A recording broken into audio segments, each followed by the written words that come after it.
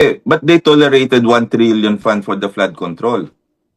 And then, as a doctor, hindi niya naisip to defend PhilHealth.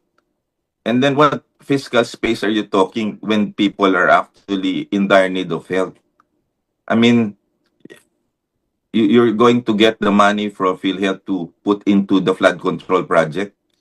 What kind of fiscal space and thinking process? Anyone de la Cruz would say, wala naman napunta eh. Nalaman natin ghost project pala yun eh.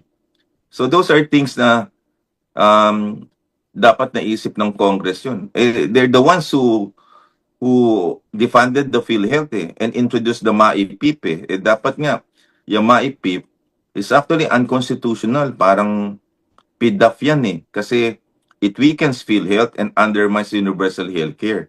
Dapat single payer lang dapat ang meron. Dapat PhilHealth lang at walang MAIPIP. So, ako, I pity those lawmakers who think like that. Kasi they have become irrelevant. So, I just ignored them. So, yun lang ho yung pwede kong sabihin. Questions you, sir. Yeah. You have said 60 billion, the 60 billion pesos could have expanded PhilHealth coverage, accelerated reimbursements to hospitals, funded cancer and dialysis programs, and strengthened primary care.